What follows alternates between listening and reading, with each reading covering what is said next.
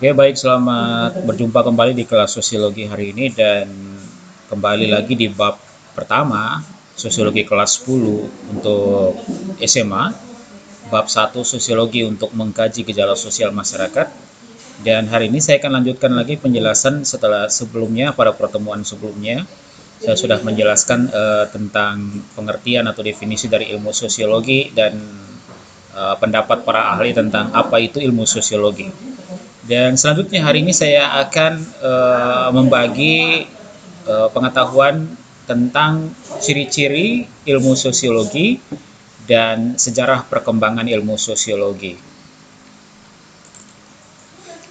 Oke, yang pertama ciri-ciri ilmu sosiologi. Ada 4 ciri-ciri ilmu sosiologi. Yang pertama itu adalah empiris. Ilmu sosiologi itu harus bersifat atau memiliki ciri-ciri empiris, di mana empiris itu artinya didasarkan pada observasi dan akal sehat yang hasilnya tidak bersifat spekulatif. Maksudnya di sini adalah ilmu sosiologi itu misalnya dia mengkaji tentang kemiskinan yang terjadi di masyarakat perkotaan misalnya. Nah, seseorang sosiolog atau orang yang sangat menekuni ilmu sosiologi itu disebut sosiolog. Itu untuk menemukan misalnya apa penyebab dari kemiskinan yang terjadi, maka dia harus datang terjun langsung untuk melihat masyarakat miskin itu, melihat langsung yang berada di lingkungan sekitar. Nah, itu yang disebut dengan observasi langsung. Ada juga memang observasi yang tidak langsung, dia mengumpulkan berbagai sumber-sumber tertulis atau gambar-gambar tertulis yang menunjukkan tentang situasi masyarakat sekitar. Nah, dan setelah dia melakukan observasi, dia melakukan catatan-catatan, dia melakukan resume-resume, tentu saja menggunakan akal sehat. Akal sehat itu berarti semua masuk akal, harus bersifat logis ya. Dan hasilnya nanti itu tidak bersifat spekulatif, tidak bersifat duga-dugaan. Oh, mungkin penyebab masyarakat miskin ini karena dia malas. Tidak boleh ada kata mungkin. Itu semua harus didasarkan pada sebuah kerangka pemikiran yang struktur, yang sistematis, yang misalnya yang bertahap ya, karena dia sudah melakukan observasi, sudah melakukan pengamatan baik secara langsung atau tidak langsung. Dia mengelola pengamatan itu secara alam bawah pikirannya secara akal sehat, dan nanti hasilnya tentu saja tidak boleh bersifat spekulatif atau menduga-duga. Ciri-ciri ilmu sosiologi yang kedua adalah teoritis. Teoritis itu berarti bahwa ilmu sosiologi harus berusaha menyusun abstraksi dari hasil observasi yang konkret di lapangan. Jadi dia menyusun sebuah kerangka pemikirannya, abstraksi, kerangka pemikiran yang dia tuangkan, yang mau dihantar, apakah ini pemikiran akan menjadi pemikirannya bersama atau pemikiran universal. Jadi hasil pemikiran yang dia tuangkan dari hasil observasi itu yang disebut dengan abstraksi, dan itu dia susun secara sistematis, dia susun secara tertulis dan menceritakan tentang apa yang terjadi di lapangan sesuai dengan apa yang ingin dia lihat atau ingin dia teliti. Ciri ketiga dari ciri-ciri ilmu sosiologi adalah kumulatif. Kumulatif itu adalah bahwa teori sosiologi dibentuk berdasarkan teori yang sudah ada, selanjutnya diperbaiki, diperluas, dan diperhalus. Jadi teori sosiologi ini dibentuk berdasarkan teori yang sudah ada. Jadi ilmu sosiologi itu adalah ilmu yang selalu berkembang dari zaman ke zaman karena dia fokusnya kepada masyarakat, dan masyarakat itu selalu mengalami perkembangan dari masa ke masa. Maka sosiologi sebagai sebuah ilmu terus juga berkembang, terus berubah, terus memperbaiki hal-hal apa saja yang menjadi kekurangan. Maka teori-teori sosiologi yang dulu dengan yang sekarang itu bisa saling memperbaiki dan juga saling membantah gitu. Tetapi ya dia akan terus mengalami perkembangan sesuai dengan perkembangan masyarakat. Dan teori yang terakhir, ciri-ciri ilmu sosiologi yang terakhir adalah non etis ya. Sosiologi tidak memberikan pandangan baik atau buruk terhadap suatu fakta, tetapi menjelaskan fakta tersebut secara ilmiah dan mendalam. Jadi sosiologi itu bukan ilmu yang mempelajari tentang etis atau sikap atau perilaku. Dia berada pada titik tengah, dia tidak memihak antara ini yang baik, ini yang buruk. Sosiologi melihat segala sesuatu yang terjadi di masyarakat, baik dalam kondisi yang positif dan negatif, secara adil ya, karena fokus dia adalah pemikiran-pemikiran yang ilmiah. Beda dengan misalnya pelajaran PKN atau pelajaran agama yang mengajarkan tentang bagaimana hidup baik dalam konteks beragama ataupun hidup baik dalam konteks bermasyarakat. Tapi sosiologi dia tidak mengajarkan tentang ilmu etis, ya. Dia hanya melihat, dia secara khusus melihat segala sesuatu yang terjadi dalam masyarakat itu secara eh, netral, ya. Itu dia ciri-ciri ilmu sosiologi. Sekali lagi, ciri-ciri ilmu sosiologi itu adalah empiris, teoritis, kumulatif, dan non-etis.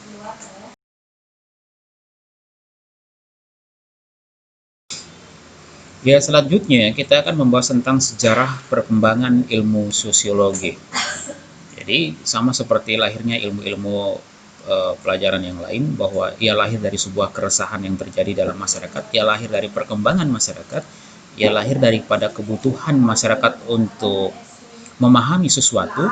Maka sosiologi ini juga lahir dari sebuah keresahan, di mana pada saat itu ia tidak bisa dipisahkan daripada sebuah perubahan besar-besaran yang terjadi di masyarakat Eropa, seperti revolusi Prancis ataupun revolusi industri, di mana kedua revolusi ini menghasilkan sebuah perubahan yang begitu cepat yang mengakibatkan keresahan dalam masyarakat karena terjadinya cultural shock, atau masyarakat kaget dengan perubahan yang begitu cepat terjadi.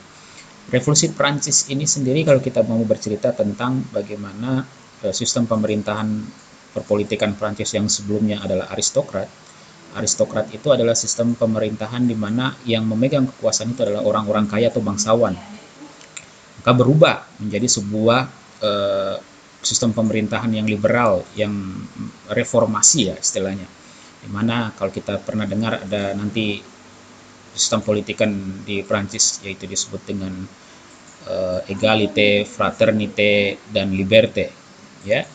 Kemudian dia juga mengakibatkan keresahan yang sebelumnya, sistem politikan sebelumnya membagi masyarakat dalam 3 lapisan kelas sosial. Ada rakyat biasa, atau yang disebut dengan proletar, ya, kaum buruh dan sebagainya. Kemudian ada bourgeois, mereka yang merupakan tokoh agama. Kemudian yang ketiga adalah golongan bangsawan atau golongan raja. Nah, masyarakat Prancis juga diberatkan dengan sistem perpajakan pada saat itu yang mengakibatkan ketidakadilan dan kemiskinan bagi masyarakat kelas 3. Itu mengakibatkan kepanikan dan membuat masyarakat bersatu dan melakukan perlawanan terhadap sistem pemerintahan, sistem kekuasaan yang ada. Maka lahirlah yang disebut dengan revolusi Prancis pada saat itu. Ditambah lagi hadirnya revolusi industri. Tenaga-tenaga manusia kemudian diganti dengan tenaga mesin. Ditemukannya mesin uap, ditemukannya listrik, dan sebagainya, mengakibatkan golongan masyarakat kelas 3 atau buruh kehilangan pekerjaan karena semua sudah tergantikan oleh mesin. Hal itu mengakibatkan masyarakat mengalami perubahan yang begitu cepat, perubahan yang begitu signifikan, dan mengakibatkan keresahan sosial, ya, karena terciptanya perubahan struktur masyarakat. Maka dari revolusi Prancis dan revolusi industri ini menciptakan perubahan struktur masyarakat, menghasilkan keresahan ilmuwan terhadap perubahan. Para ilmuwan pada saat itu, ilmuwan baik dari ilmu-ilmu murni seperti ilmu-ilmu biologi, fisika, ilmu-ilmu filsafat sebelumnya, ilmu psikologi, juga resah terhadap perkembangan yang terjadi di dalam masyarakat Eropa, dan mereka akhirnya mencoba merumuskan hasil observasi mereka, hasil abstraksi mereka untuk dituangkan dalam sebuah catatan, dalam sebuah buku. Nah, salah satu hal yang menciptakan ilmu sosiologi ini juga lahir daripada keresahan ilmuwan terhadap perubahan yang terjadi di revolusi Prancis itu dan revolusi industri.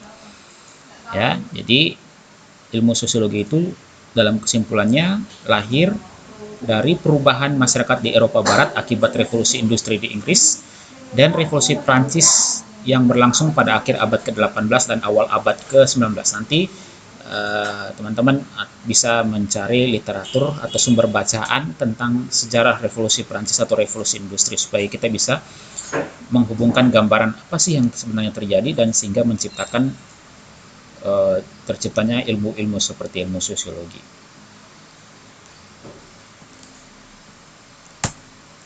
Nah, sosiologi ini sendiri juga dalam sejarah perkembangannya tidak bisa dilepaskan dari keresahan para ilmuwan itu tadi.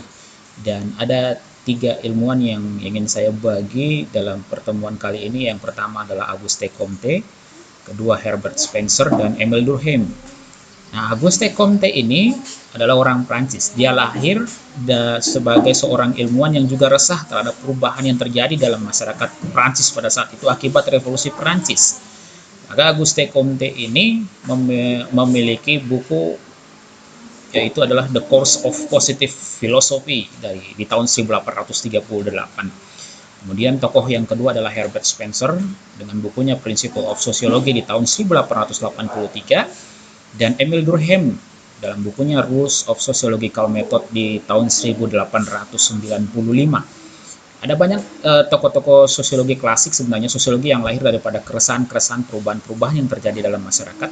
Misalnya seperti Karl Marx, walaupun dia sebenarnya tokoh lebih tepatnya sebenarnya tokoh ekonomi, politik, tapi sumbangsinya terhadap pemikiran sosiologi juga sangat berguna, apalagi ya berbicara tentang kelas-kelas sosial dalam masyarakat.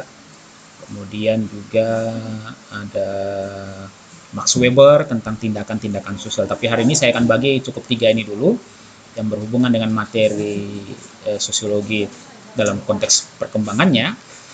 Yang pertama itu adalah Auguste Comte. Nah, Auguste Comte ini bukunya The Course of Positive Philosophy di tahun 1838 adalah merupakan tokoh yang sangat berjasa, lahirnya ilmu sosiologi dan diterima oleh publik karena beliau inilah yang pertama kali menggunakan istilah sosiologi dalam bukunya The Course of Positive Philosophy.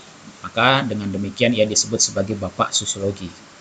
Nah, konsepsinya dalam buku ini didasari atas kekhawatirannya akan kekacauan masyarakat sehingga membutuhkan suatu metode untuk mencapai keteraturan sosial. Ia melihat ada masyarakat mengalami pergolakan yang sangat besar dalam revolusi Prancis dan Auguste Comte harus berpikir untuk mencari solusi dengan bagaimana sih harus terciptanya sebuah keteraturan sosial. Nah, Comte itu menemukan itu dalam gejala-gejala ilmu pengetahuan dan kaitannya antara semua ilmu tersebut. Maka dia akan menghubungkan bagaimana ilmu-ilmu sosial ini berhubungan dengan ilmu-ilmu seperti fisika atau biologi.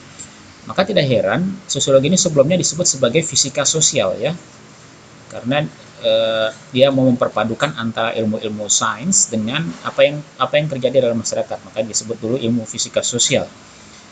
Karyanya ini mencerminkan suatu komitmen yang kuat terhadap metode ilmiah ya. Menurut Comte, ilmu sosiologi harus didasarkan pada observasi dari pengamatan dan klasifikasi atau pembagian yang sistematis, yang berurutan, yang teratur ya. Bukan pada kekuasaan atau spekulasi atau perkiraan. Nah, Auguste Comte ini dinobatkan sebagai bapak sosiologi karena pengetahuan berkat teori dan pengetahuannya sosiologi bisa menjadi ilmu yang lepas dari ilmu filsafat. Ya, ini sosok Auguste Comte. Nanti juga akan dibagi tentang teori-teorinya dalam 3 tahap perkembangan masyarakat.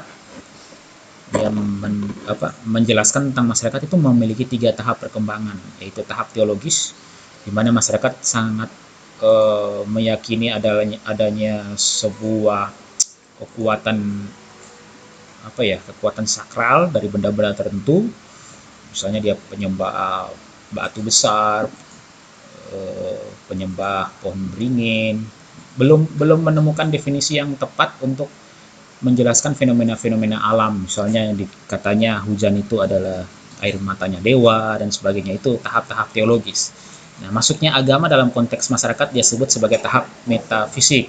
Ya, antara agama sudah masuk. Agama mengatur kehidupan bersama. Dia menciptakan aturan-aturan kehidupan, aturan-aturan pergaulan, aturan-aturan perilaku. Kemudian akan masuk ke tahap 3, itu tahap positifis. Semua didasarkan pada ilmu pengetahuan, semua didasarkan pada kajian ilmiah untuk menjelaskan hal-hal yang terjadi dalam kehidupan atau hal yang terjadi dalam masyarakat. Nah, Auguste Comte ini adalah sosok yang memang sangat berperan penting terhadap perkembangan ilmu sosiologi ya. Dan jangan lupa siapa bapak sosiologi, dia adalah Auguste Comte. Auguste Comte ini kalau saya ingat dulu waktu kuliah nama lengkapnya itu Isidore Marie Francois Xavier Auguste Comte, panjang namanya. Jadi ya, Auguste Comte. Kedua adalah Herbert Spencer ya. Herbert Spencer ini menurutnya objek sosiologi yang pokok adalah keluarga, politik, agama, pengendalian sosial, dan industri. Jadi dia ingin menjelaskan tentang bahwa sosiologi itu adalah ilmu yang tentang mau menceritakan tentang perilaku-perilaku dalam kehidupan berkeluarga, terus bagaimana sistem politik, kemudian bagaimana agama dan pengaruhnya terhadap kehidupan, tentang pengendalian sosial, terciptanya norma, nilai, dan norma sosial, dan kemudian industri. Dia juga mengatakan bahwa sosiologi, objek sosiologi itu juga asosiasi atau lembaga-lembaga sosial, masyarakat setempat, pembagian kerja, pelapisan sosial, sosiologi pengetahuan dan ilmu pengetahuan, serta penelitian terhadap kesenian dan keindahan. Nah, di tahun 1858, Spencer memiliki minat di sosiologi. Dia menyusun gagasan survei di bidang biologi, psikologi, sosiologi, dan etika dari sudut pandang evolusi. Nah, menariknya Herbert Spencer ini juga fokus kepada teori evolusi sosial, ya. Kalau kita bicara tentang teori evolusi, biasanya kita tidak bisa terlepaskan dari nama satu ini, yaitu Darwin. Ya, dia menceritakan evolusi manusia dalam konteks biologis, dalam konsep perilaku fisik, ya, yang berubah menurut kebutuhannya. Nah, Herbert Spencer itu justru jauh sebelum Darwin menyusun ke ilmunya melalui istilah evolusi. Dia mengatakan bahwa masyarakat itu berkembang secara lambat, proses yang panjang dari masyarakat primitif menjadi masyarakat industri, ya, dan perkembangan itu sangat dia concern ke situ untuk meneliti bagaimana sih masyarakat itu berkembang dari masyarakat primitif ke masyarakat industri, apa pengaruhnya, apa dampaknya, dan bagaimana mengendalikan masyarakat-masyarakat yang berubah dalam konteks evolusi sosial itu Herbert Spencer. Kemudian yang ketiga adalah Emil Durkheim. Emil Durkheim ini mengatakan bahwa metode sosiologis yang dipraktikkan harus bersandar sepenuhnya pada prinsip dasar bahwa fakta sosial harus dipelajari sebagai materi, yakni sebagai realitas eksternal atau kenyataan yang dipengaruhi oleh faktor-faktor luar dari seseorang individu. Jika tidak ada realitas di luar kesadaran seseorang individu, jika tidak ada sesuatu yang terjadi di luar kita, di luar pribadi kita sebagai seorang individu, maka sosiologi sepenuhnya kekurangan materi. Nah, dengan penjelasan ini, Emil Durkheim sangat menekankan bahwa sosiologi itu harus menjadi ilmu dari fakta sosial. Nah, apa sih fakta sosial? Fakta sosial menurut Emil Durkheim adalah setiap cara bertindak, baik tetap maupun tidak, yang bisa menjadi pengaruh atau hambatan eksternal bagi seorang individu. Jadi Emil Durkheim ini menekankan tentang fakta sosial. Fakta sosial hal-hal yang real, yang nyata terjadi dalam masyarakat, yang berhubungan dengan cara bertindak masyarakat, individu ataupun kelompok sosial, baik itu bersifat tetap, tidak pernah berubah, ataupun juga dia mengalami perubahan-perubahan perilaku yang terus berkembang. Dan perubahan-perubahan perilaku atau perilaku-perilaku yang bersifat tetap ini bisa memberikan pengaruh bagi seseorang individu, atau sebaliknya bisa menjadi hambatan eksternal atau hambatan dari luar yang memberikan pengaruh bagi perkembangan dirinya. Nah, Emil Durkheim menekankan tentang itu, masyarakat juga itu sangat dipengaruhi oleh fakta-fakta sosial yang terjadi di lingkungan sekitarnya. Nah, itulah 3 tokoh sosiologi yang ingin saya bagi dalam konteks sejarah perkembangan sosiologi, yaitu Auguste Comte, Herbert Spencer, dan Emil Durkheim dari tahun 1838, 1883, dan 1895. Ya, saya kira itu dulu penjelasan tentang ciri-ciri ilmu sosiologi dan sejarah perkembangan sosiologi. Nanti selanjutnya kita akan masuk di pertemuan sejarah perkembangan sosiologi di Indonesia dan apa fungsi dan manfaat ilmu sosiologi. Terima kasih untuk kebersamaan kita. Sampai jumpa di pertemuan selanjutnya.